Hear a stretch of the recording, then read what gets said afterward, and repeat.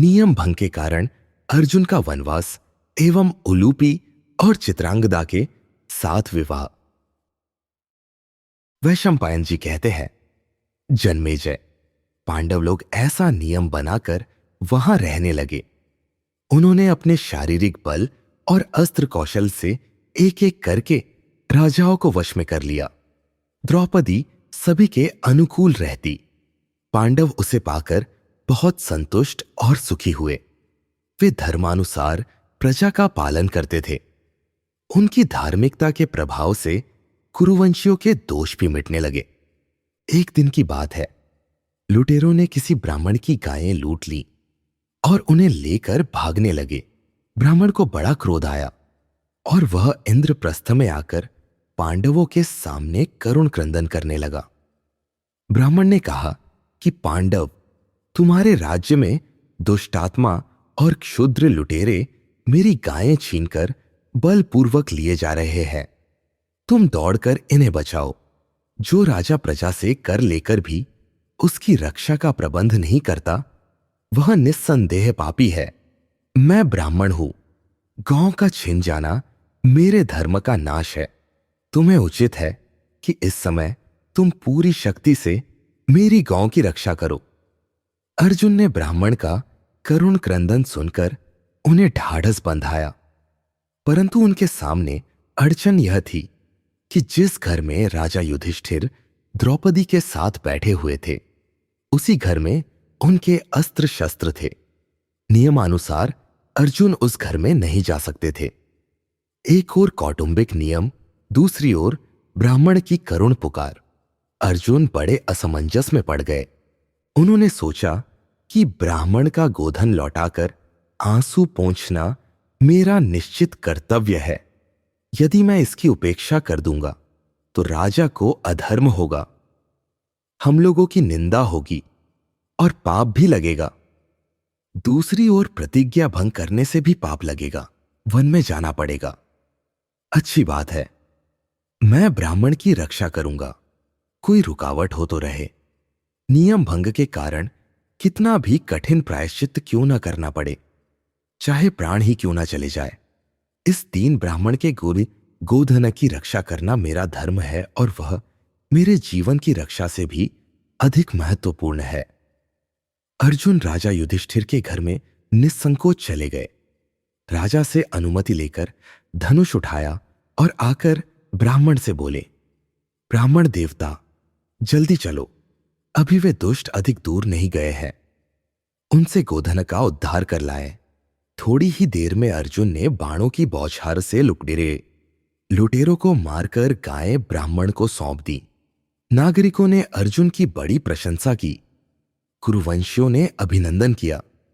अर्जुन ने युधिष्ठिर के पास जाकर कहा, भाई जी, मैंने आपके एकांत गृह में जाकर प्रतिज्ञा तोड़ी है, इसलिए मुझे 12 वर्ष तक वनवास करने की आज्ञा दीजिए, क्योंकि हम लोगों में ऐसा नियम बन चुका है। यकायक अर्जुन के मुंह से ऐसी बात सुनकर युधिष्ठिर शोक में पड़ गए। उन्होंने व्याकुल होकर अर्जुन से कहा, भैया, यदि तुम मेरी बात मानते हो तो मैं जो कहता हूं सुनो। यदि तुमने नियम भंग किया भी है तो उसे मैं क्षमा करता हूं। मेरे अंतःकरण में उससे तनिक भी दुख नहीं हुआ। तुमने तो बहुत अच्छा काम किया। बड़ा भाई स्त्री के साथ बैठा हो तो वहां छोटे भाई का जाना अपराध नहीं है। छोटा भाई स्त्री के साथ बैठा हो तो वहां बड़े भाई को नहीं जाना चाहिए। तुम वनवास का विचार छोड़ दो। न तो तुम्हारे धर्म का लोप हुआ है और न मेरा अपमान। अर्जुन ने कहा, आप ही कहते हैं कि धर्म पालन में बहानेबाजी नहीं करनी चाहिए। मैं शस्त्र छूकर सच सच कहता हूं कि अपनी सत्य प्रतिज्ञा को कभी नहीं तोड़ूंगा। अर्जुन ने वनवास की दीक्षा ली और 12 वर्ष तक वनवास करने के लिए चल पड़े।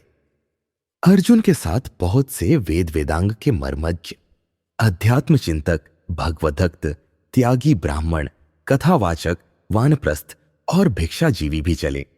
स्थान स्थान पर कथाएं होती। उन्होंने सैकड़ों वन, सरोवर, नदी, पुण्य तीर्थ, देश एवं समुद्र के दर्शन किए। अंत में हरिद्वार पहुंचकर वे कुछ दिनों के लिए ठहर गए। ब्राह्मणों ने स्थान स्थान पर अग्निहोत्र की स्थापना कर ली। स्वाहा स्वाहा की गंभीर ध्वनि से सारा वन प्रांत गूंज उठा।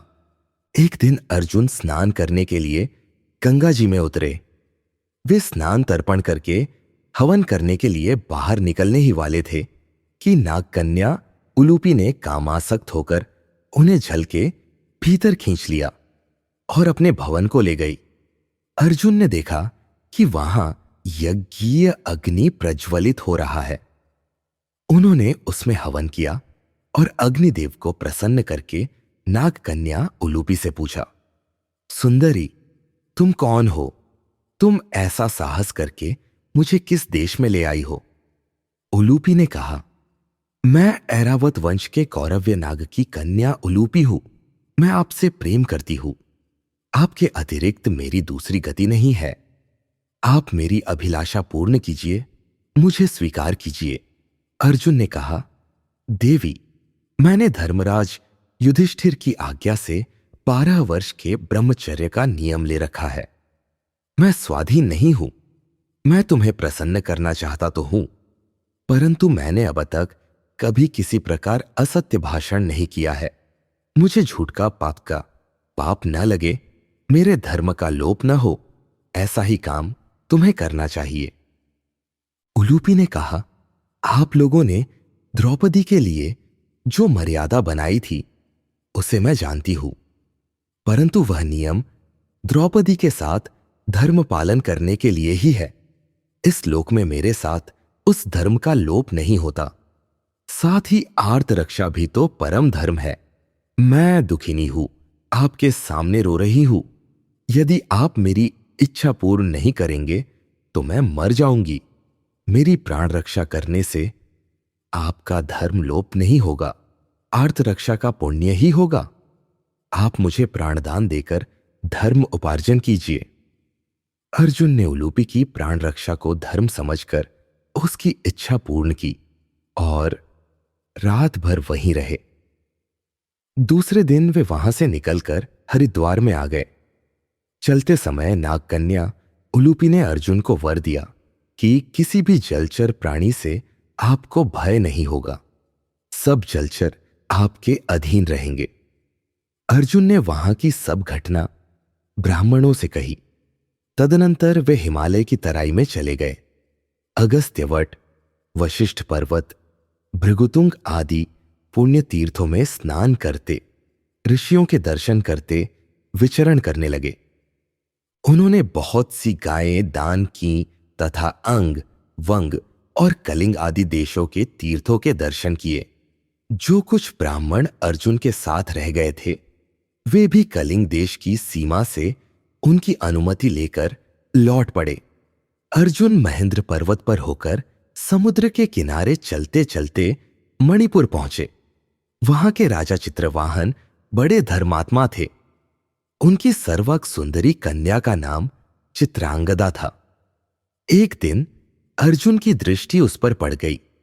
उन्होंने समझ लिया कि यह यहां की राजकुमारी है और राजा चित्रवाहन के पास जाकर कहा, राजन, मैं कुलीन क्षत्रिय हूं। आप मुझसे अपनी कन्या का विवाह कर दीजिए। चित्रवाहन के पूछने पर अर्जुन ने बतलाया कि मैं पांडुपुत्र अर्जुन हूं। चित्रवाहन ने कहा कि वीरवर, मेरे पूर्वजों में प्रभंजन नामक एक राजा हो गए हैं कि ये होते हैं। उन्होंने संतान न होने पर उग्र तपस्या करके देवाधिदेव महादेव को प्रसन्न किया।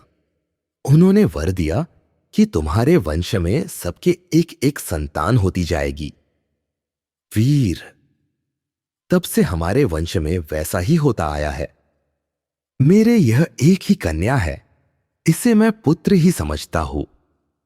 इसका मैं पुत्री का धर्म के अनुसार विवाह करूंगा, जिससे इसका पुत्र मेरा दत्तक पुत्र हो जाए और मेरा वंश प्रवर्तक बने। अर्जुन ने राजा की शर्त मान ली। विधिपूर्वक विवाह हुआ। पुत्र होने पर अर्जुन राजा से अनुमति लेकर फिर तीर्थयात्रा के लिए चल पड़े। वीरवर अर्जुन वहां से चलकर समुद्र के किनारे किनारे अगस्त्य तीर्थ, सौभद्र तीर्थ, पौलोम तीर्थ, कारंधम तीर्थ और भारद्वाज तीर्थ में गए। उन तीर्थों के पास के ऋषि मुनि उनमें स्नान नहीं करते थे। अर्जुन के पूछने पर मालूम हुआ कि उनमें बड़े बड़े ग्राह रहते हैं जो ऋषियों को निगल जाते हैं। तपस्वियों के रोकने पर भी अर्जुन ने सौभद्र तीर्थ में जाकर स्नान किया। जब वहां मगर ने अर्जुन का पैर पकड़ा तब वे उसे उठाकर ऊपर ले आए, परंतु उस समय यह बड़ी विचित्र घटना घटी कि वह मगर तत्क्षण एक सुंदरी अप्सरा के रूप में परिणत हो गया। अर्जुन के पूछने पर अप्सरा ने बतलाया कि मैं कुबेसी की क्याई किया मामत्या, मैं कुबेर की प्रेयसी वर्गा नाम की अप्सरा हूं। एक बार मैं अपनी 4 सखियों के साथ कुबेर जी के पास जा रही थी। रास्ते में एक तपस्वी के तप में हम लोगों ने विघ्न डालना चाहा। तपस्वी के चित्त में काम का तो उदय नहीं हुआ, परंतु उन्होंने क्रोधवश शाप दे दिया कि तुम पांचों मगर होकर 100 वर्ष तक पानी में रहो।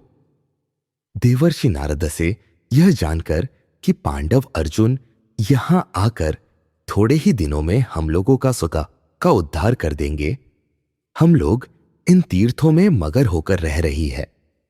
आपने मेरा तो उद्धार कर दिया, अब मेरी 4 सखियों का भी उद्धार कर दीजिए।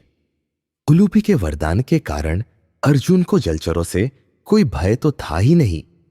उन्होंने सब अप्सराओं का उद्धार भी कर दिया और उनके प्रयत्न से वहां के सब तीर्थ बाधाहीन भी हो गए। वहां से लौटकर अर्जुन फिर एक बार मणिपुर गए। चित्रांगदा के गर्भ से जो पुत्र हुआ उसका नाम भब्रुवाहन रखा गया। अर्जुन ने राजा चित्रवाहन से कहा कि आप इस लड़के को ले लीजिए जिससे इसकी शर्त पूरी हो जाए। उन्होंने चित्रांगदा को भी भब्रुवाहन के पालन पोषण के लिए वहां रहने की आवश्यकता बतलाई और उसे राजसूय यज्ञ में अपने पिता के साथ इंद्रप्रथ आने के लिए कहकर फिर तीर्थ यात्रा के लिए गोकर्ण क्षेत्र गए। दक्षिणी समुद्र के उत्तर तटवर्ती तीर्थों की यात्रा करके अर्जुन पश्चिमी समुद्र के तटवर्ती तीर्थों की यात्रा करने लगे। जब वे प्रभास क्षेत्र में पहुंचे तब भगवान श्री कृष्ण को वहां उनके आने का समाचार मिला और उन्होंने उसी समय अपने परम मित्र अर्जुन से मिलने के लिए प्रभास क्षेत्र की यात्रा की। नर और नारायण के मिलन से आनंद की बाढ़ आ गई।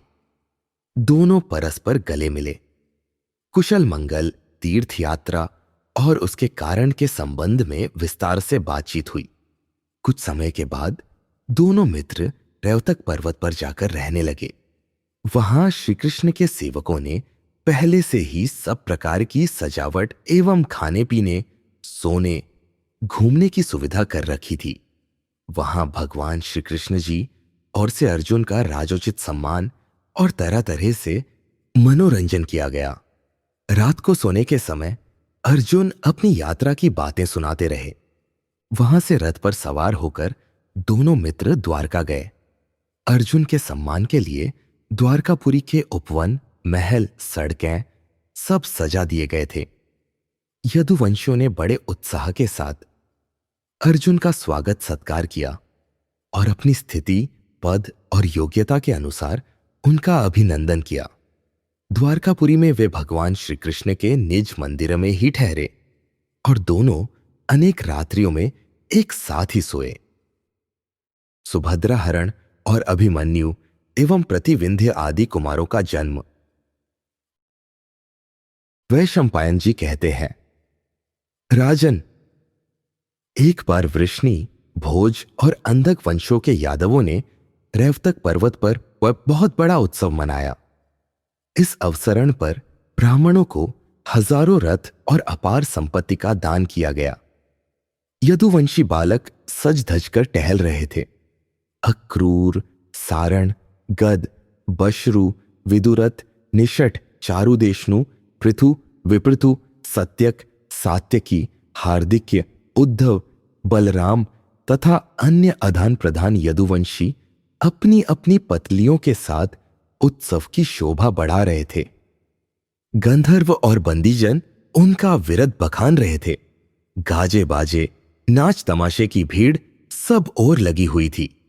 इस उत्सव में भगवान श्री कृष्ण और अर्जुन भी बड़े प्रेम से साथ साथ घूम रहे थे। वहीं श्री कृष्ण की बहन सुभद्रा भी थी। उसकी रूप राशि से मोहित होकर अर्जुन एकटक उसको और देखने लगे। भगवान कृष्ण ने अर्जुन के अभिप्राय को जानकर कहा कि क्षत्रियों के यहां स्वयंवर की चाल है, परंतु यह निश्चय नहीं कि सुभद्रा तुम्हें स्वयंवर में बरेगी या नहीं, क्योंकि सबकी रुचि अलग अलग होती है। क्षत्रियों में बलपूर्वक हरकर ब्याह करने की भी नीति है। तुम्हारे लिए यही मार्ग प्रशस्त है। भगवान श्री कृष्ण और अर्जुन ने यह सलाह करके अनुमति के लिए युधिष्ठिर के पास दूत भेजा। युधिष्ठिर ने हर्ष के साथ इस प्रस्ताव का अनुमोदन किया। दूत के लौट आने पर श्री कृष्ण ने अर्जुन को वैसी सलाह दे दी। एक दिन सुभद्रा ने रैवतक पर्वत पर देव पूजा करके पर्वत की प्रदक्षिणा की। ब्राह्मणों ने मंगल वाचन किया। जब सुभद्रा की सवारी द्वारका के लिए रवाना हुई, तब अवसर पाकर अर्जुन ने बलपूर्वक उसे उठाकर रथ में बिठा लिया और उस सुवर्णमय रथ से अपने नगर की ओर चल दिए। सैनिक सुभद्रा हरण का यह दृश्य देखकर चिल्लाते हुए द्वारका की सुधर्मा सभा में गए और वहां का सब हाल कहा। सभापाल ने युद्ध का स्वर्ण जटित डंका बजाने का आदेश किया। वह आवाज सुनकर भोज, अंधक और वृष्णि वंशों के यादव अपने जरूरी काम काज छोड़कर वहां इकट्ठे होने लगे। सभा भर गई। सैनिकों के मुख से सुभद्रा हरण का वृत्तांत सुनकर यादवों की आंखें चढ़ गईं। उन्होंने अपने इस अपमान का बदला लेना ही निश्चित किया। कोई रथ जोतने लगा, कोई कवच बांधने लगा, कोई ताव के मारे खुद घोड़ा जोतने लगा। युद्ध की सामग्री इकट्ठी होने लगी। बलराम जी ने कहा, यदुवंशियों, श्री कृष्ण की बात सुने बिना तुम लोग ऐसी नासमझी क्यों कर रहे हो? इस झूठ-मूठ के गरजने का अभिप्राय क्या है? इसके बाद उन्होंने श्री कृष्ण से कहा, जनार्दन, तुम्हारी इस चुप्पी का क्या अभिप्राय है? तुम्हारा मित्र समझकर अर्जुन का इतना सत्कार किया गया और उसने जिस पत्तल में खाया उसी में छेद किया। वह उत्तम वंश का होनहार युवक है। उसके साथ संबंध करने में भी कोई आपत्ति नहीं है। फिर भी उसने यह साहस करके हमें अपमानित और अनादृत किया है। उसका यह कार्य हमारे माथे पर पैर रखने के बराबर है। मैं यह नहीं सह सकता। मैं अकेला ही समस्त कुरुवंशियों के लिए काफी हूं। मैं अर्जुन की ढिठाई क्षमा नहीं कर सकता। बलराम जी की वीरोचित बात का सब यदुवंशियों ने अनुमोदन किया। सबके अंत में भगवान श्री कृष्ण ने कहा, अर्जुन ने हमारे वंश का अपमान नहीं, सम्मान किया है। उन्होंने हमारे वंश की महत्ता समझकर ही हमारी बहन का हरण किया है, क्योंकि उन्हें स्वयंवर के द्वारा उसके मिलने में संदेह था। उनका काम क्षत्रिय धर्म के अनुरूप हुआ है और हमारे योग्य है। सुभद्रा और अर्जुन की जोड़ी बहुत ही सुंदर होगी। महात्मा भरत के वंशाधर और कुंती भोज के दौहित्र को कन्या देकर नाता जोड़ना भला किसे नापसंद हो सकता है? अर्जुन को जीतना भी भगवान शंकर के अतिरिक्त और किसी के लिए दुष्कर है। इस समय उस फुर्तीले जवान योद्धा के पास मेरे रथ और घोड़े हैं। मैं समझता हूं कि इस समय लड़ाई का उद्योग न करके अर्जुन के पास जाकर मित्र भाव से कन्या सौंप देना ही उत्तम है। कहीं अर्जुन ने अकेले ही तुम लोगों को जीत लिया और कन्या को हस्तिनापुर ले गया तो यदुवंश की बड़ी बदनामी होगी। यदि उससे मित्रता कर ली जाए तो हमारा यश बढ़ेगा। सब लोगों ने श्री कृष्ण की बात मान ली। सम्मान के साथ अर्जुन लौटा लाए गए। द्वारका में सुभद्रा के साथ उनका विधिपूर्वक विवाह संस्कार संपन्न हुआ। विवाह के बाद वे 1 वर्ष तक द्वारका में रहे और शेष समय पुष्कर क्षेत्र में व्यतीत किया। 12 वर्ष पूरे होने पर वे सुभद्रा के साथ इंद्रप्रस्थ लौट आए। अर्जुन ने नम्रता के साथ अपने बड़े भाई युधिष्ठिर के चरणों में नमस्कार करके ब्राह्मणों की पूजा की। द्रौपदी ने उन्हें प्रेम भरा उलाहना दिया और उन्होंने उसे प्रसन्न किया। सुभद्रा लाल रंग की रेशमी साड़ी पहनकर ग्वालिन के वेश में रनिवास में गई। कुंती के चरण छुए। सर्वांग सुंदरी पुत्र वधू को देखकर कुंती ने आशीर्वाद दिया। सुभद्रा ने द्रौपदी के उस पैर छूकर कहा कि बहन, मैं तुम्हारी दासी हूं। द्रौपदी ने प्रसन्नता से भरकर गले लगा लिया। अर्जुन के आ जाने से महल और नगर में प्रसन्नता की लहर दौड़ गई। जब द्वारका में यह समाचार पहुंचा कि अर्जुन इंद्रप्रस्थ पहुंच गए हैं, तब भगवान श्री कृष्ण, बलराम, बहुत से श्रेष्ठ यदुवंशी, उनके पुत्र पौत्र तथा बहुत सी सेना भी इंद्रप्रस्थ के लिए रवाना हुई। उनके शुभागमन का समाचार सुनकर युधिष्ठिर ने नकुल और सहदेव को अगवानी करने के लिए भेजा। सारा इंद्रप्रस्थ झंडियों और फूल पत्तों से सजा दिया गया। सड़कों पर छिड़काव कर दिया गया। चंदन और अगर की सुगंध चारों ओर फैल गई। श्री कृष्ण और बलराम ने राजभवन में पहुंचकर सबके साथ प्रणाम, आशीर्वाद आदि उचित व्यवहार किया। सबकी यथायोग्य आवभगत की गई। भगवान श्री कृष्ण ने सुभद्रा के विवाह के उपलक्ष्य में बहुत सा दहेज दिया। किंकिणी जालमंडित 4 घोड़ों से युक्त चतुर सारथी सहित सुवर्ण जटित एक सहस्त्र रथ, मथुरा देश की दुधार एवं पवित्र 10,000 गौएं, 1,000 सुवर्ण भूषित सफेद रंग की घोड़ियां, सधी हुई तेज चालकी 1,000 बढ़िया खच्चरियां, सब प्रकार से योग्य सहस्त्र दासियां, 1,00,000 घोड़े और कीमती कपड़े तथा कंबल भी दिए तथा 10 भार सोना और 1,000 मदमत्त हाथी दिए गए। युधिष्ठिर की संपत्ति बढ़ गई। सब लोग राजभवन में रहकर आमोद प्रमोद करने लगे। पांडवों के आनंद का ठिकाना न रहा। यदुवंशी तो कुछ दिनों तक वहां रहकर द्वारकापुरी चले गए, परंतु भगवान श्री कृष्ण कुछ समय के लिए अर्जुन के पास इंद्रप्रस्थ में ही रह गए।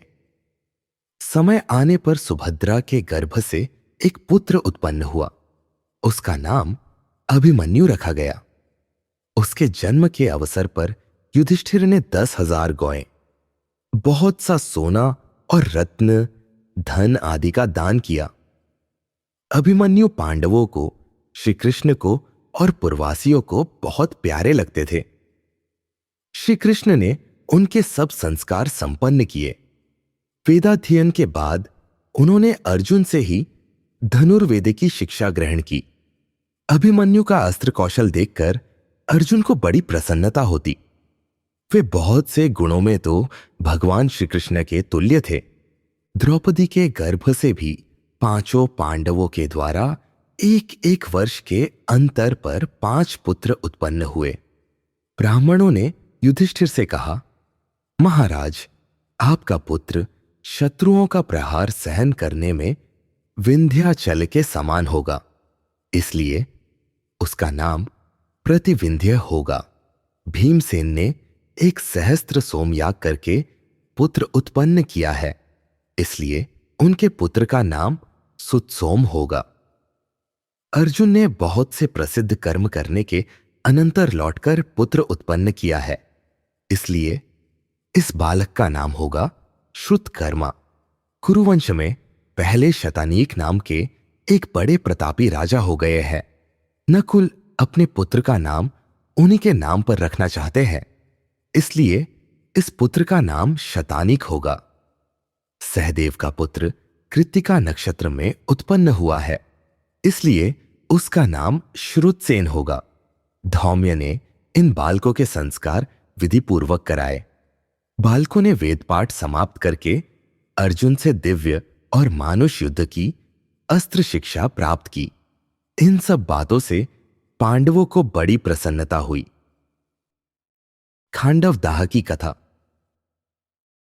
वैशंपायन जी कहते हैं, जन्मेजय, जैसे जीव शुभ लक्षणों और पवित्र कर्मों से युक्त मानव शरीर पाकर सुख से रहता और अपनी उन्नति करता है, वैसे ही प्रजा धर्मराज युधिष्ठिर को राजा के रूप में पाकर सुख और शांति के साथ उन्नति करने लगी।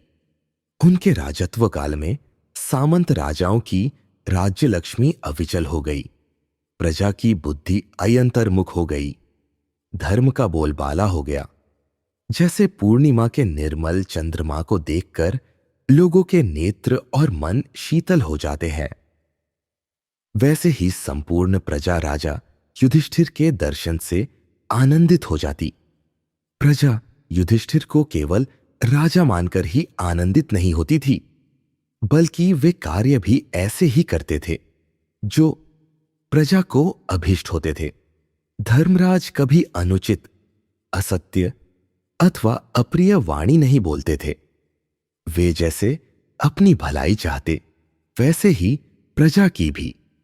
इस प्रकार सब पांडव अपने तेज से समस्त राजाओं को संतप्त करते हुए आनंद से रहते थे। एक दिन अर्जुन की प्रेरणा से भगवान श्री कृष्ण धर्मराज युधिष्ठिर की आज्ञा लेकर यमुना के पावन पुलिन पर जल विहार करने के लिए गए। वहां उन लोगों की सुख सुविधा के लिए विहार भूमि सुसज्जित कर दी गई थी।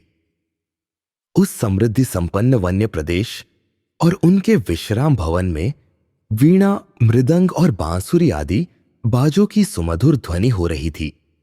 भगवान श्री कृष्ण और अर्जुन ने वहां बड़ी प्रसन्नता के साथ आनंदोत्सव मनाया।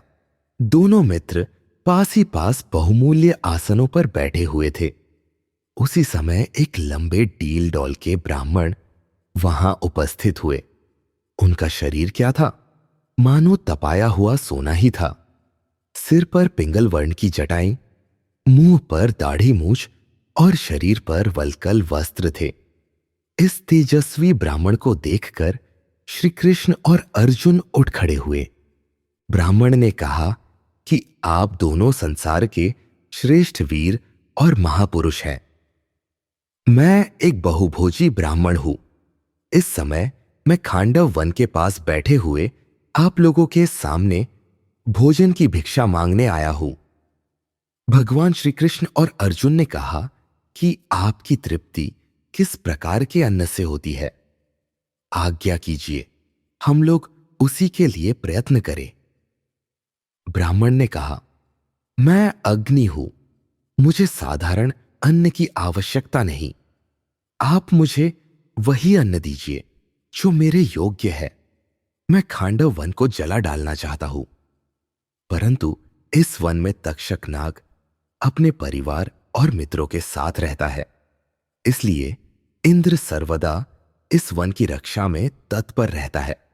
जब जब मैं इस वन को जलाने की चेष्टा करता हूं, तब तब वह मुझ पर जल की धाराएं उड़ेल देता है और मेरी लालसा पूरी नहीं हो पाती। आप दोनों अस्त्र विद्या के पारदर्शी हैं, इसलिए आप लोगों की सहायता से मैं इसे जला सकता हूं। मैं आप लोगों से इसी भोजन की याचना करता हूं। जन्मेजय ने पूछा, भगवान, अग्निदेव अनेकों प्राणियों से भरे एवं इंद्र के द्वारा सुरक्षित खांडव वन को क्यों जलाना चाहते थे? वैशंपायन जी ने कहा, जन्मेजय, प्राचीन समय की बात है। एक बड़ा ही शक्तिशाली और पराक्रमी श्वेतकी नामक का प्रसिद्ध राजा था। उन दिनों वैसा यज्ञ प्रेमी, दाता और बुद्धिमान कोई राजा नहीं था।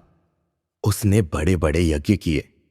उसके यज्ञ कराते कराते ऋत्विज आदि थक जाते, ऊब जाते और कभी कभी तो अस्वीकार करके चले जाते, परंतु राजा का यज्ञ तो चलता ही रहता। वह अनुनय विनय करके और दान दक्षिणा दे देकर ब्राह्मणों को प्रसन्न रखता। अंत में जब सभी ब्राह्मण यज्ञ कराते कराते देर गए, तब राजा ने तपस्या के द्वारा भगवान शंकर को प्रसन्न किया और उनकी आज्ञा से दुर्वासा ऋषि के द्वारा महान यज्ञ करवाया।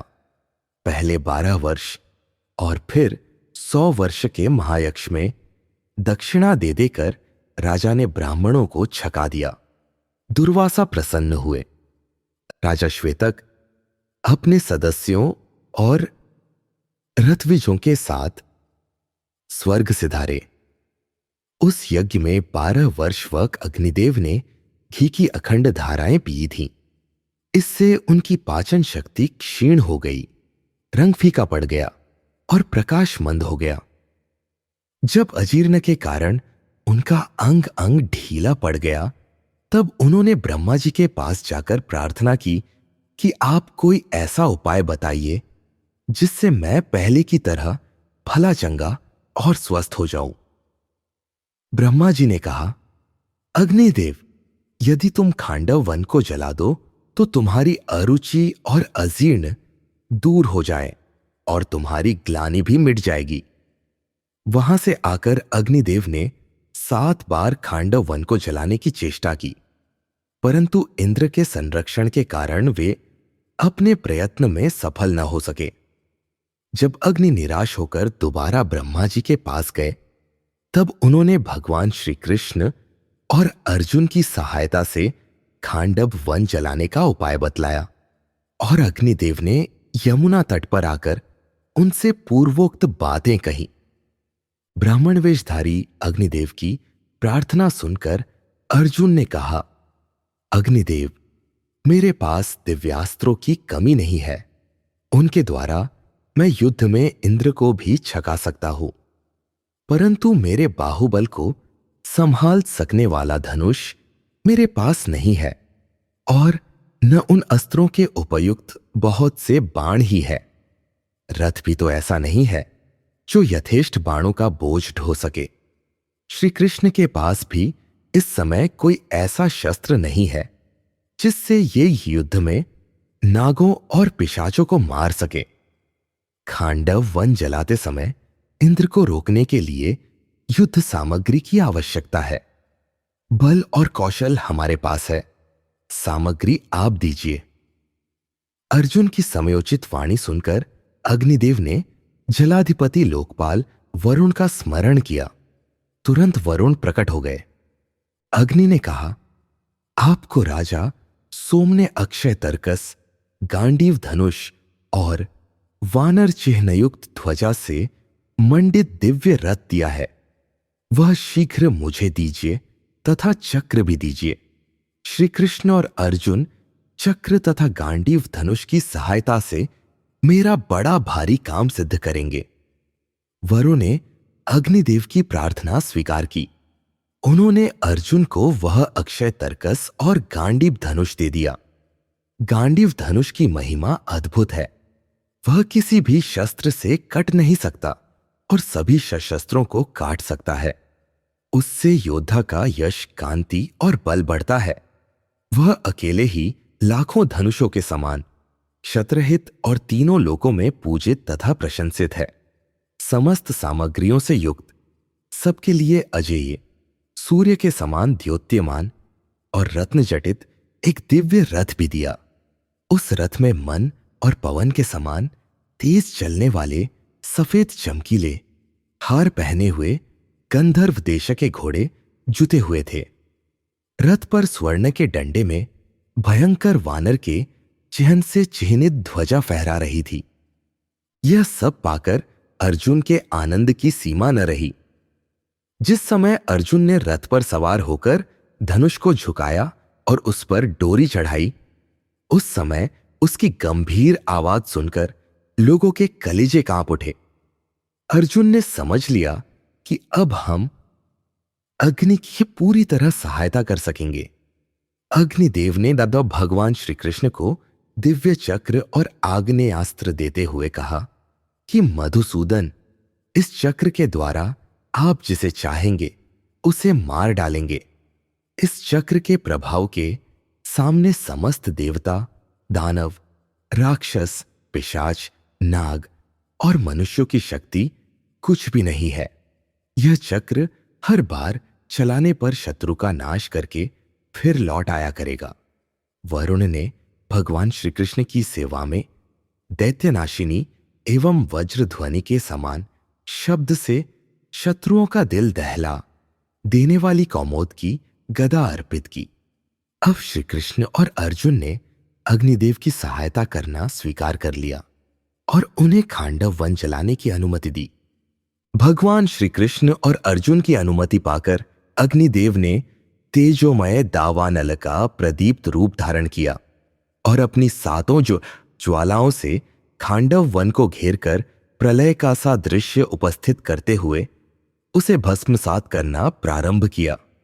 उस वन के सैकड़ों हजारों प्राणी चिल्लाते और चिघाड़ते हुए इधर उधर भागने लगे। बहुत से प्राणियों का एक एक अंग जल गया, कोई लपटों से झुलस गया, कितनों की आंखें फूट गईं, किन्हीं के शरीर पर फफोले पड़ गए।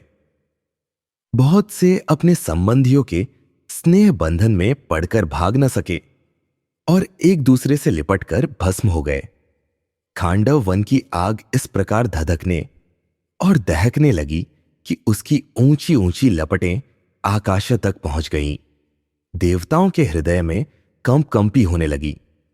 आग की गर्मा से संतप्त होकर सभी देवता देवराज इंद्र के पास गए और कहने लगे, देवेंद्र, क्या यह आग समस्त प्राणियों का संहार कर डालेगी? क्या अभी प्रलय का समय आ गया?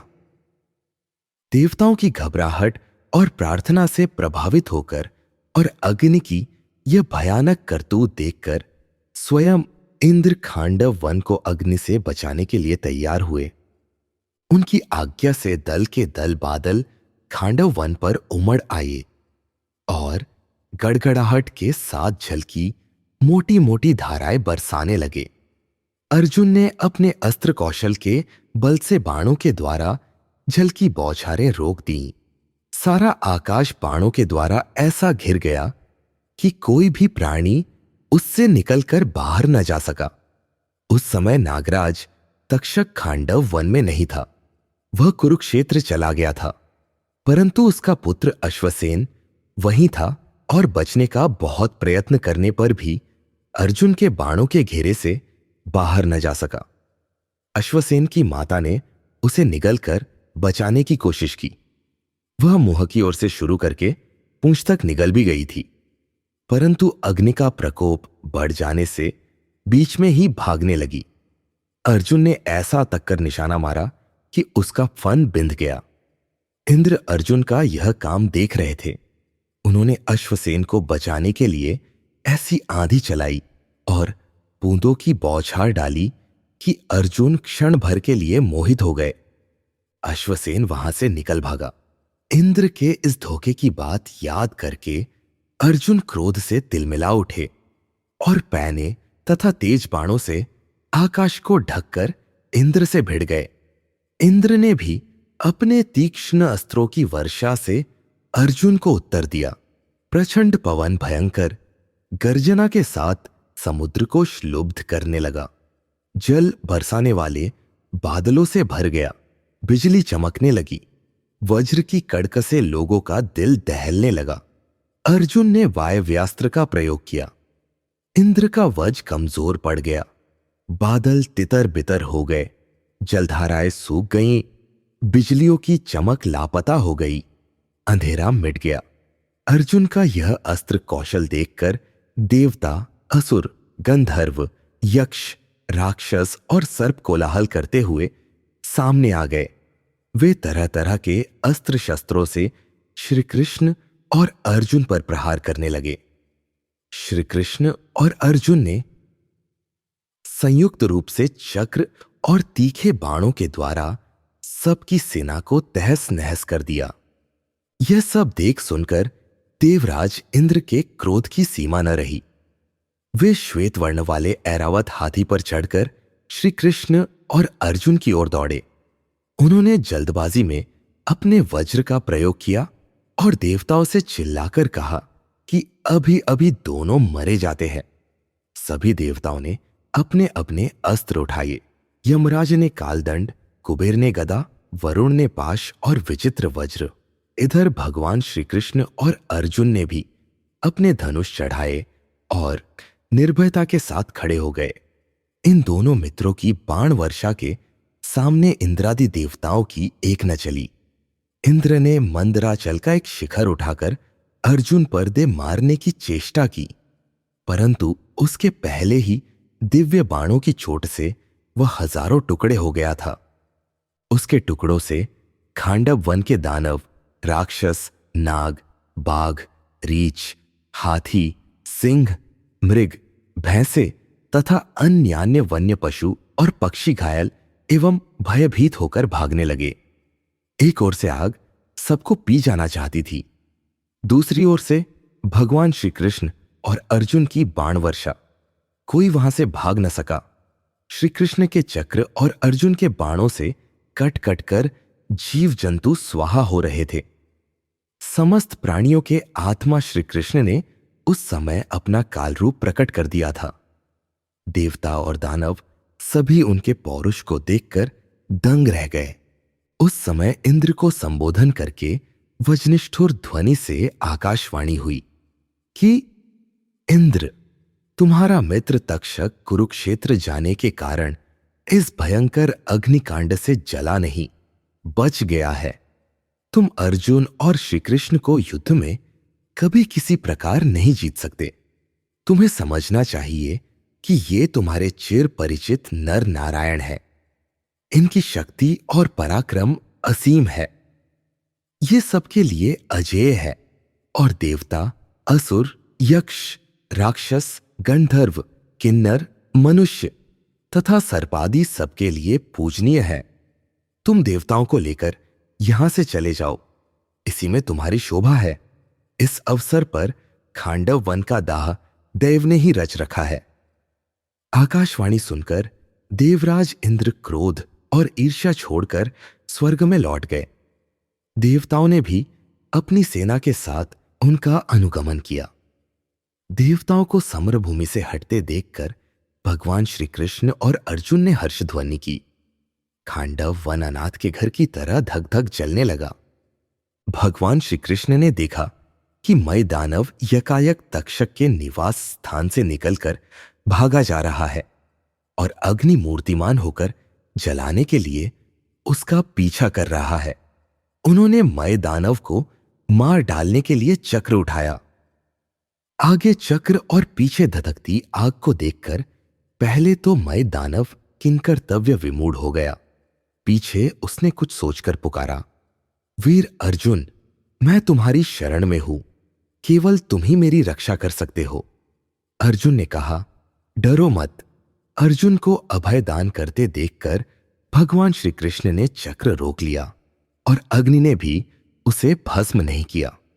मय दानव की रक्षा हो गई। वह वन 15 दिन तक जलता रहा। इस अग्निकांड से केवल 6 प्राणी बच सके, अश्वसेन सर्प, मय दानव और 4 शारंग पक्षी। शारंग पक्षियों के पिता मंदपाल ने और उन पक्षियों में सबसे बड़े जरितारे ने अग्नि देवता की स्तुति करके अपनी रक्षा का वचन ले लिया था। अग्निदेव ने भगवान श्री कृष्ण और अर्जुन की सहायता से प्रज्वलित होकर खांडव वन को जला डाला। अनंतर ब्राह्मण के रूप में उनके सामने प्रकट हुए। उसी समय देवराज इंद्र भी देवताओं के साथ अंतरिक्ष से वहां उतरे। उन्होंने श्री कृष्ण और अर्जुन से कहा, आप लोगों ने यह ऐसा दुष्कर कार्य किया है जो देवताओं के लिए भी असाध्य है। मैं आप लोगों पर प्रसन्न हूं, इसलिए आप मनुष्यों के लिए दुर्लभ से दुर्लभ वस्तु भी मुझसे मांग सकते हैं।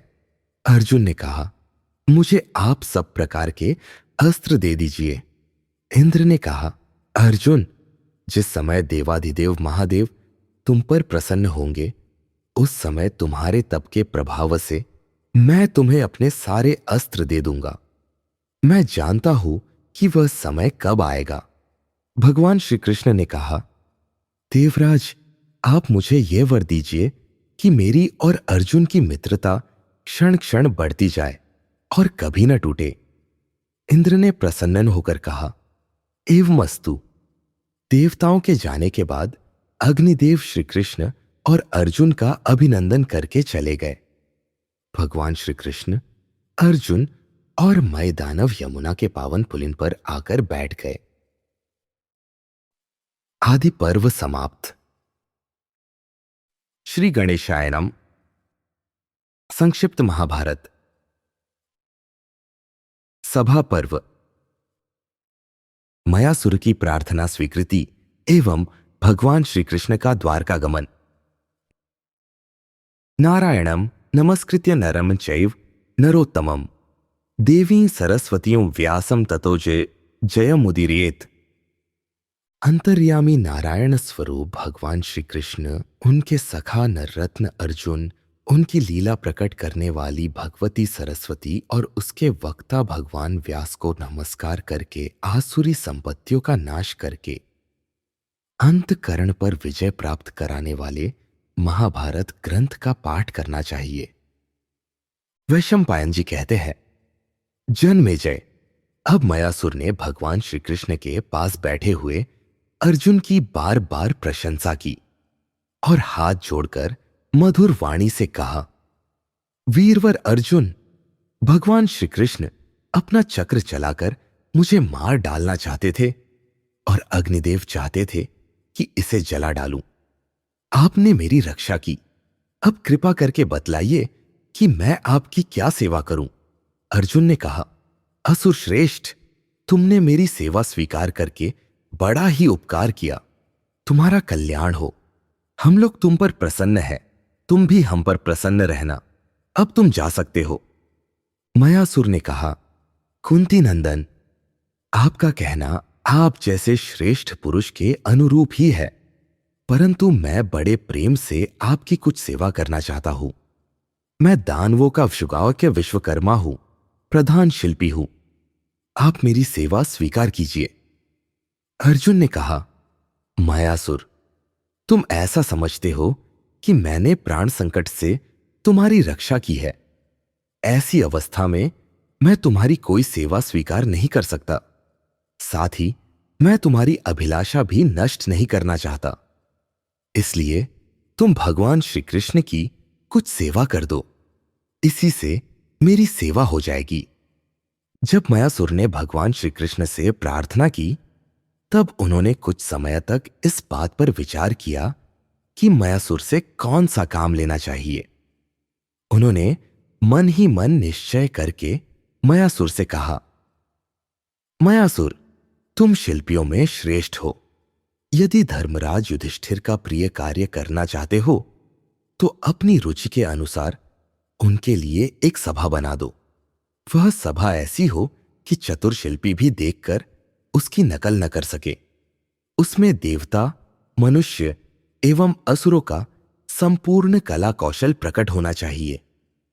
भगवान श्री कृष्ण की आज्ञा सुनकर मयासुर को बड़ी प्रसन्नता हुई। उसने वैसी ही सभा बनाने का निश्चय किया। इसके बाद भगवान श्री कृष्ण और अर्जुन ने यह बात धर्मराज युधिष्ठिर से कही और मयासुर को उनके पास ले गए। युधिष्ठिर ने उसका यथा योग्य सत्कार किया। मयासुर ने धर्मराज युधिष्ठिर को दैत्यों के विचित्र चरित्र सुनाए। कुछ दिन वहां ठहरकर भगवान श्री कृष्ण और अर्जुन की सलाह के अनुसार सभा बनाने के संबंध में विचार किया और फिर शुभ मुहूर्त में मंगल अनुष्ठान, ब्राह्मण भोजन एवं दान आदि करके सर्वगुण संपन्न एवं दिव्य सभा का निर्माण करने के लिए 10,000 हाथ चौड़ी जमीन नाप ली। जन्मेजय, वास्तव में भगवान श्री कृष्ण ही परम पूजनीय है। पांडवों ने बड़े प्रेम से भगवान श्री कृष्ण का सत्कार किया और वे कुछ दिनों तक वहीं बड़े सुख से रहे। अब उन्होंने अपने पिता माता के दर्शन के लिए उत्सुक होकर द्वारका जाने का विचार किया और इसके लिए धर्मराज युधिष्ठिर की अनुमति प्राप्त की।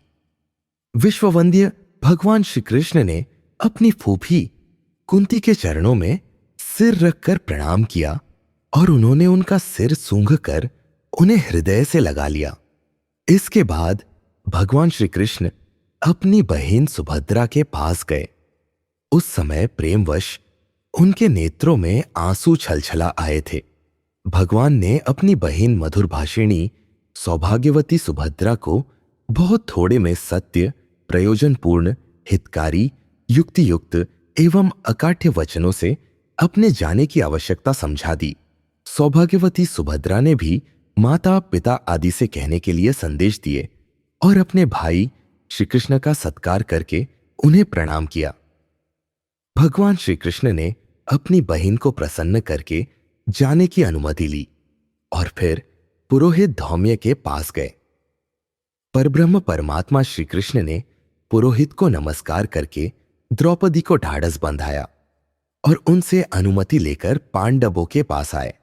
अपने फुफेरे भाई पांडवों के साथ श्री कृष्ण की वैसी ही शोभा हुई जैसी देवताओं के बीच देवराज इंद्र की। भगवान श्री कृष्ण ने यात्रा के समय किए जाने वाले कर्म प्रारंभ किए।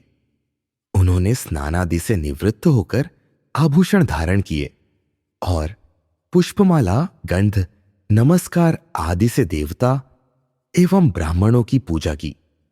जब सब काम समाप्त हो चुका तब वे बाहर की ड्योढ़ी पर आए। ब्राह्मणों ने स्वस्ति वाचन किया और उन्होंने दधि, अक्षत, फल, पात्र एवं द्रव्य आदि के द्वारा उनकी पूजा करके प्रदक्षिणा की और अपने सोने के रथ पर सवार हुए। वह शीघ्रगामी रथ गरुड़ चिन्ह से चिह्नित ध्वजा, गदा, चक्र, तलवार, शार्ड, धनुष आदि आयुधों से युक्त था। उसमें शैव्य, सुग्रीव आदि नाम के घोड़े जुते हुए थे और प्रस्थान के समय तिथि, नक्षत्र आदि भी मंगलमय हो रहे थे। रथ के चलने से पूर्व राजा युधिष्ठिर प्रेम से उस पर चढ़ गए और भगवान के श्रेष्ठ सारथी दारुक को हटाकर उन्होंने स्वयं घोड़ों की रास अपने हाथ में ले ली। अर्जुन भी उछलकर उस रथ पर सवार हो गए और अपने हाथ में श्वेत चौवर की सोने की डांडी पकड़कर उसे दाहिनी ओर डुलाने लगे। भीमसेन, नकुल, सहदेव, रथविज एवं पुरवासियों के साथ रथ के पीछे पीछे चलने लगे। उस समय अपने फुफेरे भाइयों के साथ भगवान श्री कृष्ण की झांकी ऐसी मनोहर हुई मानो अपने प्रेमी शिष्यों के साथ स्वयं गुरुदेव ही यात्रा कर रहे हो। अर्जुन भगवान के विछोह से बड़े ही व्यथित हो रहे थे। भगवान ने उन्हें हृदय से लगाकर बड़ी कठिनता से जाने की अनुमति दी। युधिष्ठिर और भीमसेन का सम्मान किया। उन लोगों ने उन्हें अपने हृदय से लगाया। नकुल, सहदेव ने उनके चरणों में नमस्कार किया। अब तक रथ 2 कोस जा चुका था। भगवान ने इसी प्रकार युधिष्ठिर को लौटने के लिए राजी किया और धर्म के अनुसार उनके चरण छूकर नमस्कार किया। युधिष्ठिर ने उन्हें उठाकर सिर सूंघा और उनको जाने की अनुमति दी। भगवान श्री कृष्ण ने उनसे पुनः लौटने की प्रतिज्ञा की। किसी प्रकार अनुचरों के साथ उनको लौट आया और फिर द्वारका की यात्रा की। जहां तक रथ दिखता रहा, पांडवों के नेत्र उन्हीं की ओर एकटक लगे रहे और वे मन ही मन उनके पीछे चलते रहे। अभी पांडवों का प्रेम पूर्ण मन अतृप्त ही था कि उनके नयनों के तारे, जीवन सर्वस्व भगवान श्री कृष्ण उनकी आंखों से ओझल हो गए। पांडवों के मन में कोई स्वार्थ नहीं था, फिर भी उनके मन की समस्त वृत्तियां श्री कृष्ण की ओर ही बही जा रही थी। उनके चले जाने पर वे चुपचाप लौटकर अपनी नगरी में चले आए। भगवान श्री कृष्ण का गरुड़ के समान शीघ्रगामी रथ भी द्वारका की ओर बढ़ने लगा। उनके साथ दारुक सारथी के अतिरिक्त यदुवंशी वीर सात्यकी भी थे। कुछ ही समय में भगवान श्री कृष्ण बड़े आनंद से द्वारका पहुंच गए। उमग्रसेन आदि यदुवंशियों ने नगर के बाहर आकर उनका सम्मान किया। भगवान ने राजा उग्रसेन, माता, पिता और भाई बलराम जी को क्रमशः नमस्कार किया और अपने पुत्र प्रद्युम्न, सांब, चारुदेशन आदि को हृदय से लगाकर गुरुजनों की दई आज्ञा के अनुसार रुक्मिणी के महल में प्रवेश किया। दिव्य सभा का निर्माण एवं देवर्षि नारद का प्रश्न के रूप में प्रवचन। वैशंपायन जी कहते हैं, जन्मेजय, भगवान श्री कृष्ण के प्रस्थान कर जाने पर मयासुर ने अर्जुन से कहा, वीर, मैं इस समय आपकी आज्ञा लेकर कैलाश के उत्तर मैनाक पर्वत पर जाना चाहता हूं। वहां विंदुसर के समीप दैत्यों ने एक यज्ञ किया था। वहां मैंने एक मणिमय पात्र बनाया था और वह दैत्यराज वृषपर्वा की सभा में रखा गया था। यदि वह अब तक वहां होगा तो उसे लेकर मैं शीघ्र ही यहां लौट आऊंगा।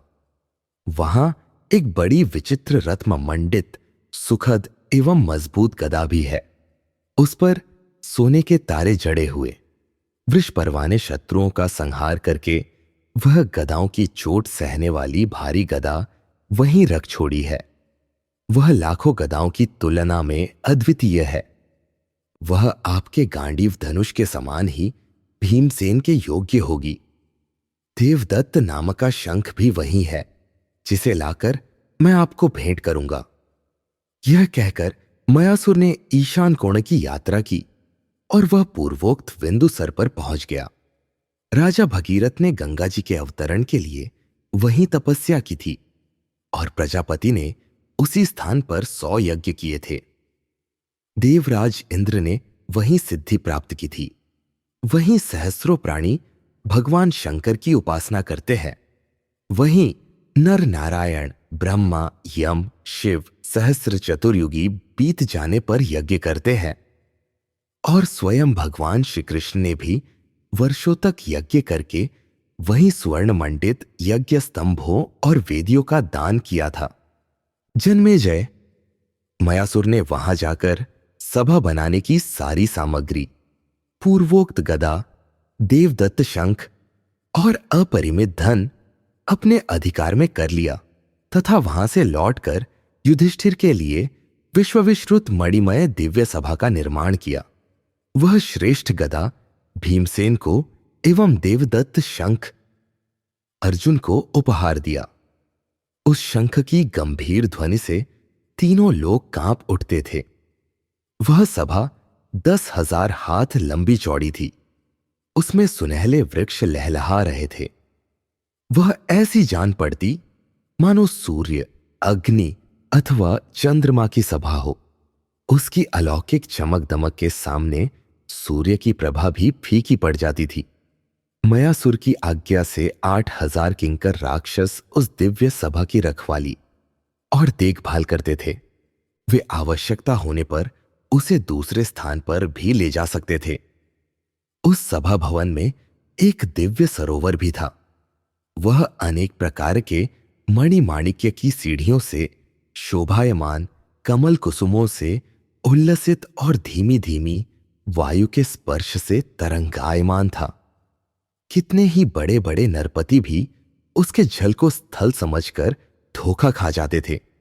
उसके चारों ओर गगनचुंबी वृक्षों के हरे हरे पत्तों की छाया पड़ती रहती थी। सभा के चारों ओर दिव्य सौरभ से भरे उद्यान थे। छोटी छोटी बावलियां थीं, जिनमें हंस, सारस और चकवा चकवी खेलते रहते थे।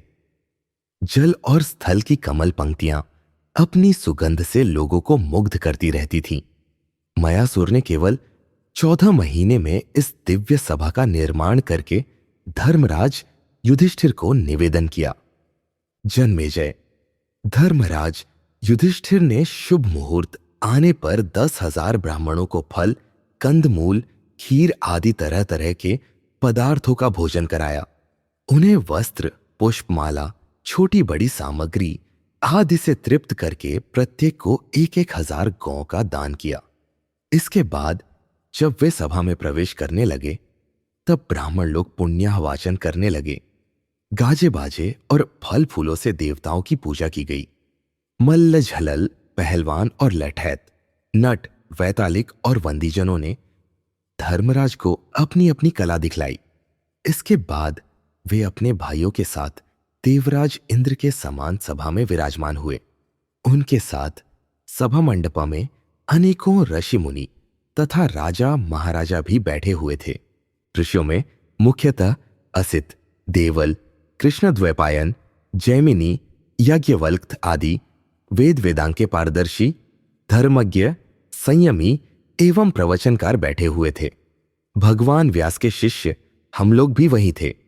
राजाओं में कक्षसेन, क्षेमक, कमठ, कंपन, मद्र का अधिपति जटासुर, पुलिंद, अंग, वंग, पुंड्रक, अंधक, पांड्य एवं उड़ीसा आदि देशों के अधिपति महाराज युधिष्ठिर की सेवा में उपस्थित थे। अर्जुन से अस्त्र विद्या सीखने वाले राजकुमार और यदुवंशी प्रद्युम्न, सांब, सात्विकी आदि भी वहीं बैठे हुए थे। तुम्बुरु, चित्रसेन आदि गंधर्व एवं अप्सराएं भी धर्मराज को प्रसन्न करने के लिए वहां आकर गाया बजाया करते थे। उस समय युधिष्ठिर की ऐसी शोभा होती मानो महर्षियों और राजर्षियों से घिरे स्वयं ब्रह्मा जी ही अपनी सभा में विराजमान हो।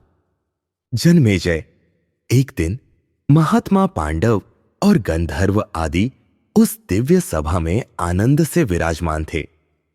उसी समय देवर्षि नारद और भी अनेक ऋषियों के साथ वहां उपस्थित हुए।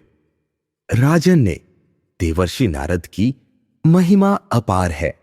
वे वेद एवं उपनिषदों के पारदर्शी विद्वान हैं। बड़े बड़े देवता उनकी पूजा करते हैं। इतिहास, पुराण, प्राचीन कल्प और पूर्वोत्तर मीमांसा की विद्वत्ता में वे बेजोड़ हैं। वे वेदों के 6 अंग व्याकरण, कल्प, शिक्षा आदि को तो जानते ही हैं, धर्म के भी पूरे मर्मज्ञ हैं। वे वेद के परस्पर विरुद्ध वचनों की एक वाक्यता, एक में मिले हुए वचनों का कर्म के अनुसार पृथक्करण और यज्ञ के अनेक कर्मों के एक साथ उपस्थित होने पर उनके संपादन में अत्यंत निपुण है। वे प्रगल्भ वक्ता, स्मृतियुक्त मेधावी, नीति कुशल एवं सहृदय कवि हैं। वे कर्म और ज्ञान के विभाजन में समर्थ हैं। वे प्रत्यक्ष, अनुमान एवं आप्त वचन के द्वारा सब विषयों का ठीक ठीक निश्चय करते हैं और प्रतिज्ञा, हेतु, उदाहरण, उपनय एवं निगमन, इन 5 अंगों से युक्त वाक्यों के गुण दोष खूब समझते हैं। बृहस्पति के साथ बातचीत होने पर भी वे उत्तर प्रत्युत्तर करने में विशारद हैं।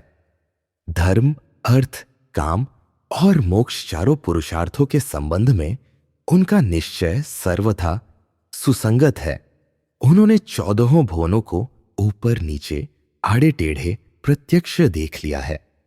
सांख्य और योग दोनों ही मार्गों को वे जानते हैं और देवताओं तथा असुरों के प्रत्येक विचार की टोह रखते हैं।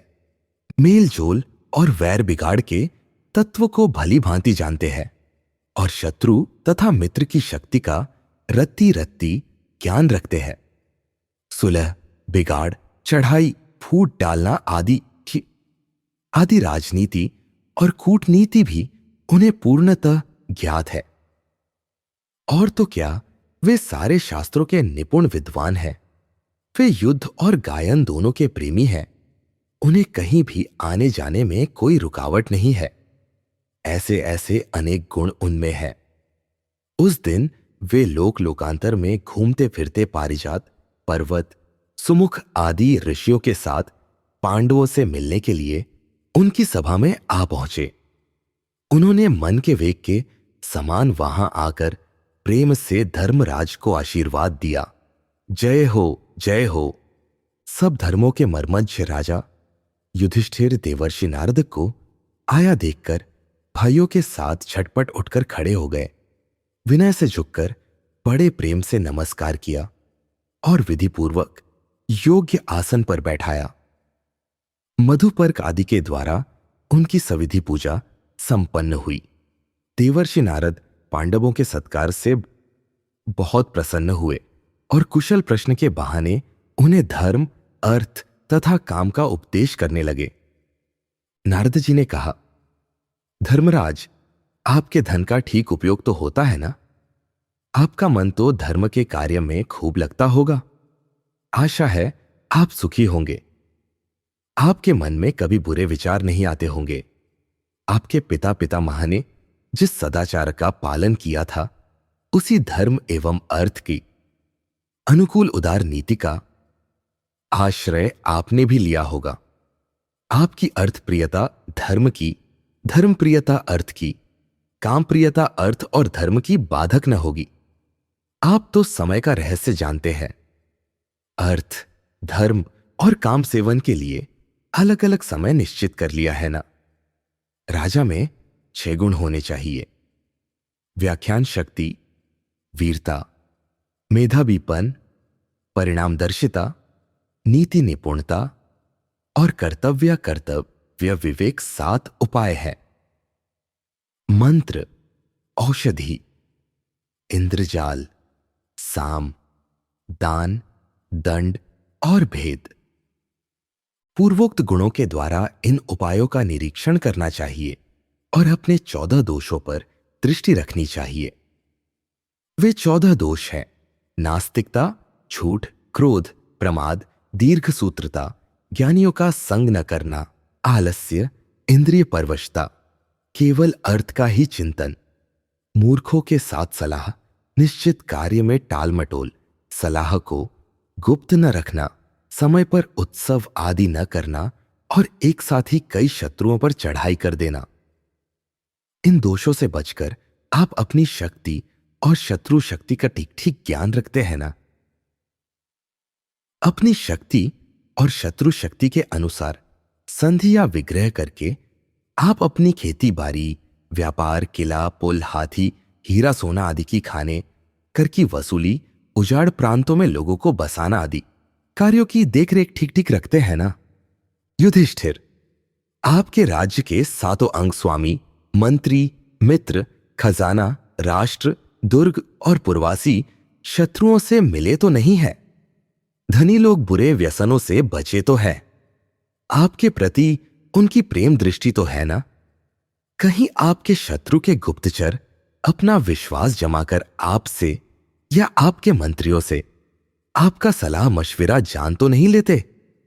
आप अपने मित्र, शत्रु, उदासीन लोगों के संबंध में यह ज्ञान तो रखते हैं न कि वे क्या करना चाहते हैं। आप मेल मिलाप अथवा वैर विरोध समय के अनुसार ही करते हैं ना। उदासीनों के प्रति विषम दृष्टि तो नहीं रखते। आपके मंत्री आपके ही समान ज्ञान वृद्ध, पुण्यात्मा, समझदार, कुलीन और प्रेमी तो है ना। युधिष्ठिर, विजय का मूल है अपने विचारों की गुप्ती। आपके शास्त्रज्ञ मंत्री आपके विचारों और संकल्पों को सुरक्षित रखते हैं। इसी प्रकार देश की रक्षा होती है। शत्रु कहीं आपकी बातों का पता तो नहीं लगा लेते। आप असमय ही निद्रा के वश तो नहीं हो जाते। ठीक समय पर जाग तो जाते हैं। रात्रि के पिछले भाग में जगकर आप अपने अर्थ के संबंध में विचार तो करते हैं ना। कहीं आप अकेले या बहुतों के साथ तो मंत्रणा नहीं करते। आपकी सलाह कहीं शत्रु देश तक तो नहीं पहुंच पाती। थोड़े प्रयत्न से बड़े बड़े कार्य सिद्ध हो जाए, ऐसा सोचकर कार्य प्रारंभ करते हैं ना, है ना। कहीं ऐसे कार्यों में आलस्य तो नहीं कर बैठते। कहीं किसानों के काम आपके अनजाने तो नहीं रहते। उन पर आपका विश्वास तो है ना। कहीं उनकी ओर से उदासीन न हो बैठिएगा। उनका प्रेम ही राज्य की उन्नति का कारण है। किसानों का काम विश्वसनीय, निर्लोभ और कुलीनों से ही करवाना चाहिए। आपके कार्यों की सूचना सिद्धि प्राप्त होने के पहले ही तो लोगों को नहीं मिल जाती। आपके आचार्य धर्मज्ञ एवं सर्वशास्त्रों में निपुण होकर कुमारों को ठीक ठीक युद्ध शिक्षा देते हैं ना। आप हजारों मूर्खों के बदले एक विद्वान का संग्रह तो करते हैं। विद्वान ही विपत्ति के समय रक्षा कर सकता है। आपके सब किलों में धन, धान्य, अस्त्र, शस्त्र, जल, यंत्र, कारीगर और सैनिकों का ठीक ठीक प्रबंध है ना। यदि एक भी मंत्री मेधावी, संयमी और चतुर हो तो राजा या राजकुमार को विपुल संपत्ति का स्वामी बना देता है। आप शत्रु पक्ष के मंत्री, पुरोहित, युवराज, सेनापति, द्वारपाल, अंतर्वेशिक, कारागाराध्यक्ष, खजांची, कार्य के कृत्याकृत्य का निर्णायक, प्रदेशता, नगराधिपति, कोतवाल, कार्य निर्माणकर्ता, धर्माध्यक्ष, सभापति, दंडपाल, दुर्गगाल, सीमापाल और वन विभाग के अधिकारी पर 3-3 अज्ञात गुप्तचर रखते हैं ना। पहले तीनों को छोड़कर अपने पक्ष के शेष अधिकारियों पर भी 3-3 छिपे गुप्तचर रखने चाहिए। आप स्वयं सावधान रहकर अपनी बात शत्रुओं से छिपावे और उनके काम का पता लगावे। अच्छा, यह तो बताइए कि आपका पुरोहित कुलीन विनयी एवं विद्वान तो है ना? वह किंकर्तव्य विमूढ़ एवं निंदक तो नहीं है? आप उसका ठीक ठीक सत्कार करते होंगे। आपने बुद्धिमान, सरल एवं विधि विधान का ज्ञाता ऋत्विज नियुक्त कर रखा है ना? वह हवन की हुई और की जाने वाली सामग्री का निवेदन तो कर जाता है। आपका ज्योतिषी शास्त्र के सारे अंगों का विशेषज्ञ, नक्षत्रों की चाल, वक्रता आदि का ज्ञाता एवं उत्पात आदि को पहले से ही जान लेने में निपुण तो है ना? आपने अपने कर्मचारियों को कहीं नीचे ऊंचे अयोग्य काम में तो नहीं लगा दिया है। आप अपने निश्चल, कुलक्रमागत और सदाचारी मंत्रियों को बराबर कार्यों का निर्देश तो करते रहते हैं।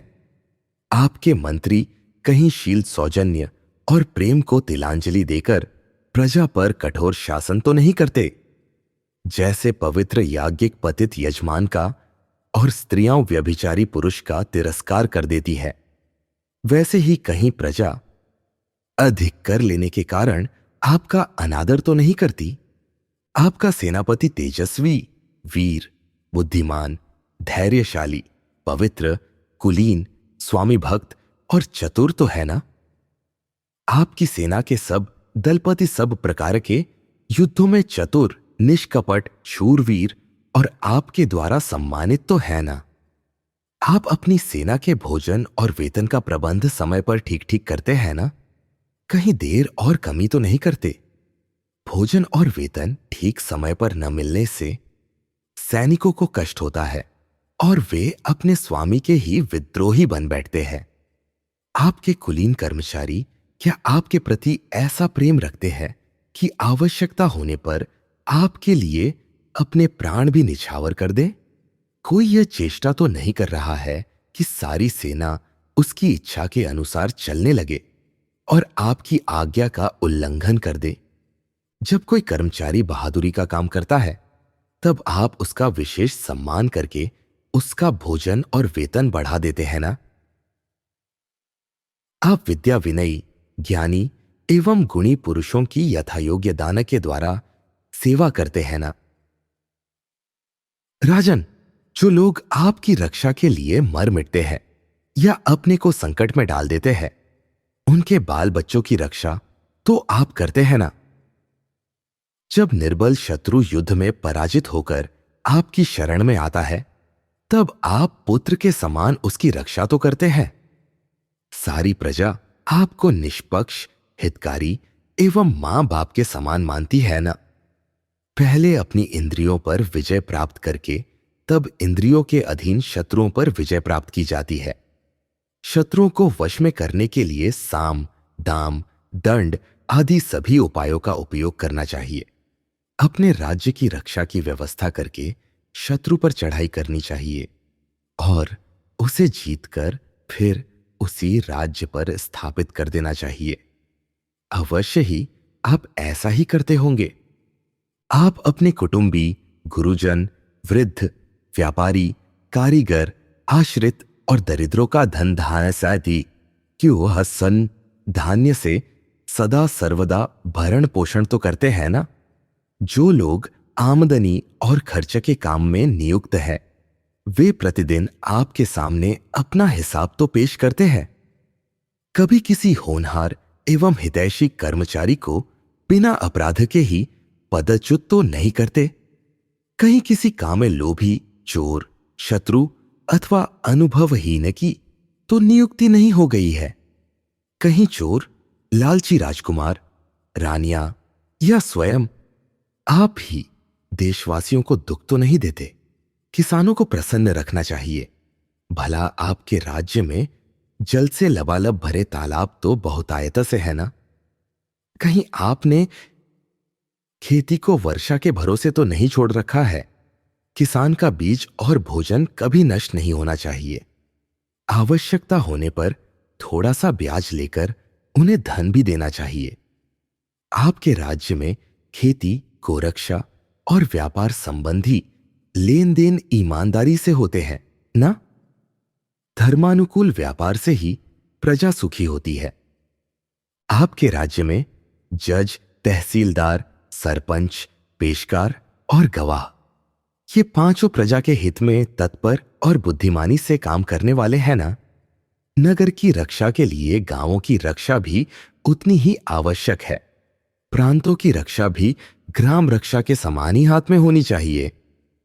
वहां के समाचार तो निश्चित समय पर मिला करते हैं ना? आ, आपके राज्य में अपराधी, चोर ऊंचे नीचे लुक छिपकर गांवों को लूटते तो नहीं हैं। आप स्त्रियों को सुरक्षित और संतुष्ट तो रखते हैं। कहीं आप उन पर विश्वास करके उन्हें गुप्त बात तो नहीं बता देते? आप कहीं भोग विलास में लिप्त होकर विपत्ति की उपेक्षा तो नहीं कर बैठते? आपके सेवक लाल वस्त्र पहने, हाथों में खड्ग लिए आपकी रक्षा के लिए सेवा में उद्यत रहते हैं ना? आप अपराधियों के लिए यमराज और पूजनियों के लिए धर्मराज तो है ना?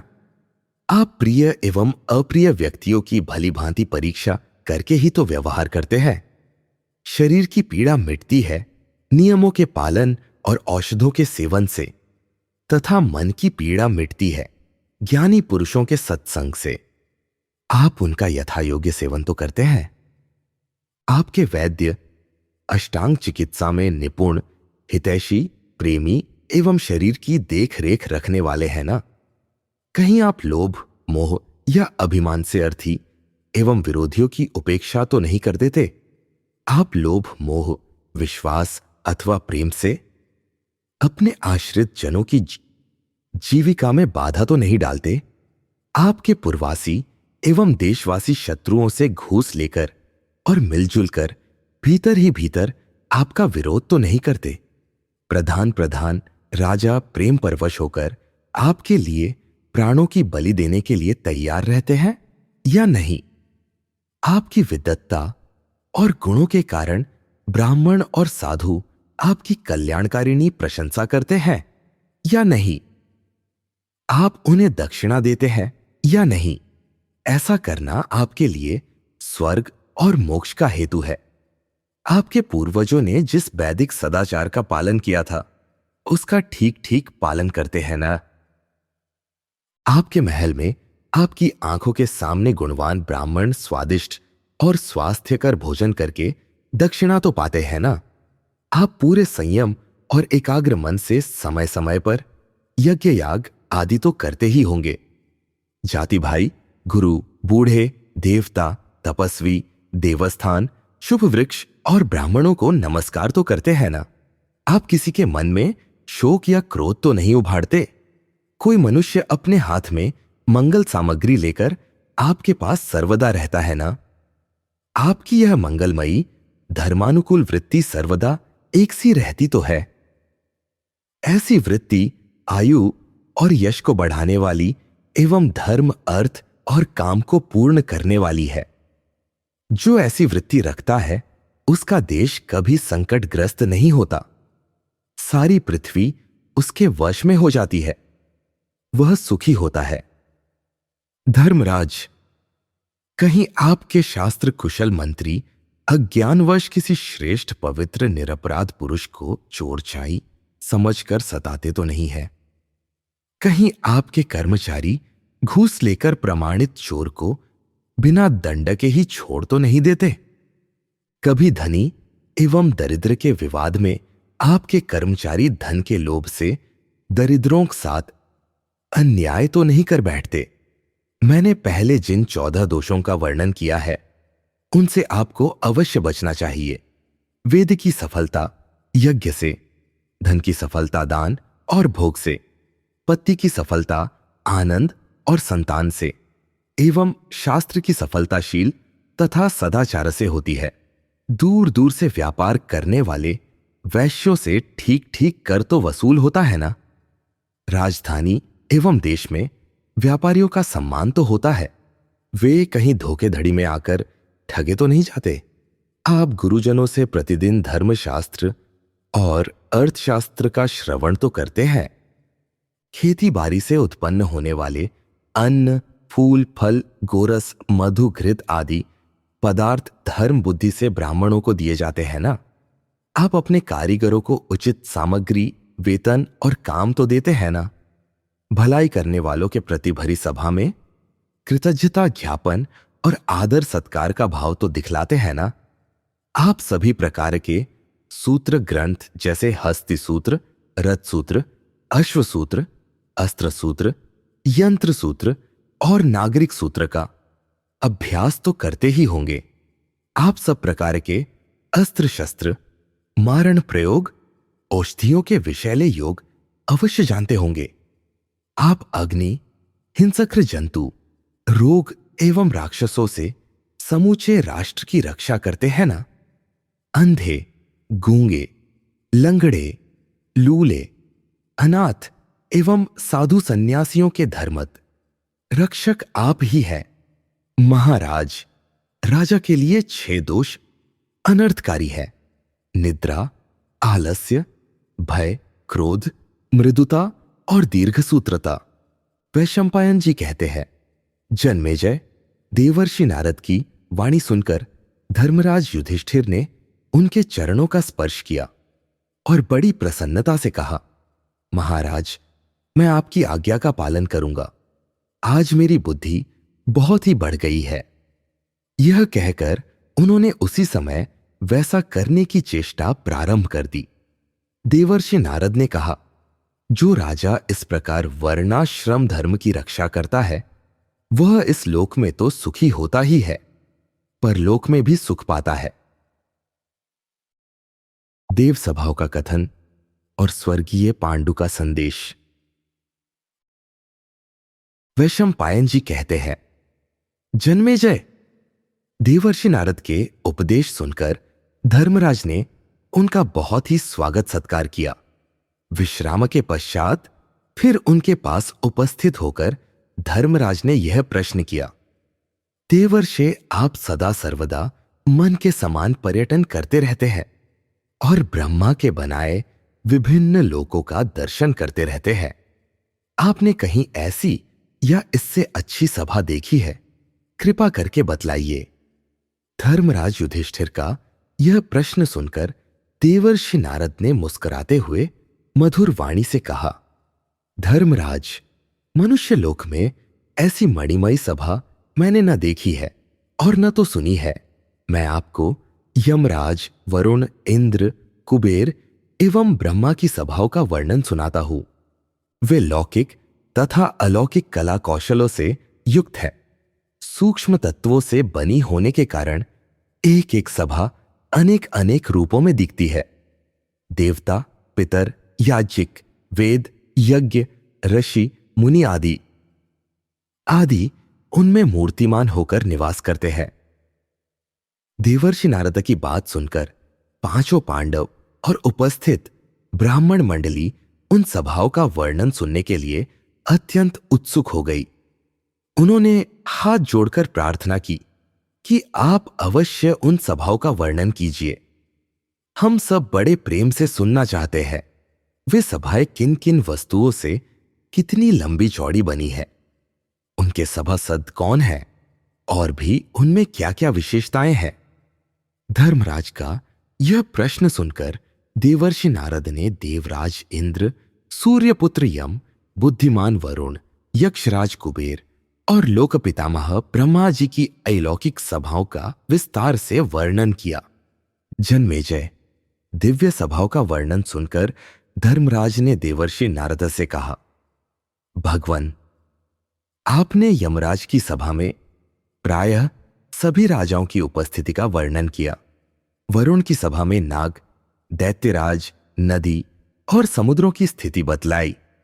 कुबेर की सभा में यक्ष, राक्षस, गंधर्व, गुहमक और रुद्रदेव की उपस्थिति भी हमने जान ली। आपने यह बतलाया कि ब्रह्मा जी की सभा में ऋषि मुनि, देवता और शास्त्र पुराण निवास करते हैं। आपने देवराज इंद्र की सभा के देवता, गंधर्व और ऋषि मुनियों की गणना भी कर दी।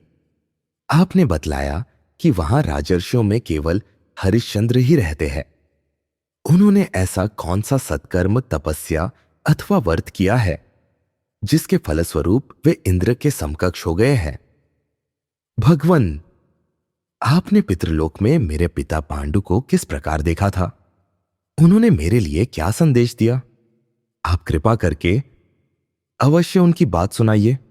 देवर्षि नारद ने कहा, राजन, मैं आपके प्रश्न के अनुसार राजर्षि हरिश्चंद्र की महिमा सुनाता हूं। वे धीर वीर एवं एक छत्र सम्राट थे। पृथ्वी के सभी नरपति उनसे झुके रहते थे। उन्होंने अकेले ही सब पर दिग्विजय प्राप्त की थी और महान यज्ञ राजसूय का अनुष्ठान किया था। सब राजाओं ने उन्हें कर दिया और उनके यज्ञ में परसने का काम किया।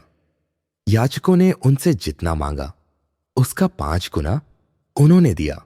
उन्होंने ब्राह्मणों को भोजन, वस्त्र और हीरा, लाल तथा मोहमांगी वस्तुएं देकर इस प्रकार प्रसन्न कर लिया कि वे देश देश में उनके बड़प्पन की घोषणा करने लगे। यज्ञ के फल एवं ब्राह्मणों के आशीर्वाद स्वरूप हरिश्चंद्र सम्राट पद पर अभिषिक्त हुए। जो राजा राजसूय यज्ञ करता है संग्राम में पीठ दिखाए बिना मर मिटता है और तीव्र तपस्या के द्वारा शरीर का परित्याग करता है, वह देवराज इंद्र की सभा में सर्वोच्च स्थान प्राप्त करता है। युधिष्ठिर, आपके पिता पांडु स्वर्गीय हरिश्चंद्र का ऐश्वर्य देखकर विस्मित हो गए। जब उन्होंने देखा कि मैं मनुष्य लोक में जा रहा हूं, तब उन्होंने आपके लिए यह संदेश भेजा। युधिष्ठिर, तुम्हारे भाई तुम्हारे वश में है, इसलिए तुम सारी पृथ्वी जीतने में समर्थ हो। मेरे लिए तुम्हें महान यज्ञ राजसूय करना चाहिए। युधिष्ठिर, तुम मेरे पुत्र हो। यदि तुम राजसूय यज्ञ करोगे तो मैं भी देवराज इंद्र की सभा में हरिश्चंद्र के समान चिरकाल पर्यंत आनंद भोगूंगा। धर्मराज, आपके पिता के सामने मैंने यह स्वीकार कर लिया था कि आपसे यह संदेश कहूंगा। राजन, आप अपने पिता का संकल्प पूर्ण करें। इस यज्ञ के फलस्वरूप केवल आपके पिता को ही नहीं, स्वयं आपको भी वही स्थान प्राप्त होगा। इसमें संदेह नहीं कि इस यज्ञ में बड़े बड़े विघ्न आते हैं और यज्ञद्रोही राक्षस वैसे अवसर की प्रतीक्षा में रहते हैं। थोड़ा सा भी निमित्त मिल जाने पर बड़ा भयंकर क्षत्रिय कुलांतक युद्ध हो जाता है, जिससे एक प्रकार से पृथ्वी का प्रलय ही उपस्थित हो जाता है। धर्मराज, यह सब सोच विचार कर अपने लिए जो कल्याणकारी समझिए वही कीजिए। सावधान रहकर चारों वर्णों की रक्षा करते हुए उन्नति और आनंद प्राप्त कीजिए तथा ब्राह्मणों को संतुष्ट कीजिए। आपके प्रश्न का उत्तर हो चुका। अब मुझे अनुमति दीजिए, मैं भगवान श्री कृष्ण की नगरी द्वारका जाऊंगा। जन्मेजय। देवर्षि नारद इतना कहकर अपने साथी ऋषियों के सहित वहां से चले गए। धर्मराज युधिष्ठिर अपने भाइयों के साथ राजसूय यज्ञ की चिंता में लग गए।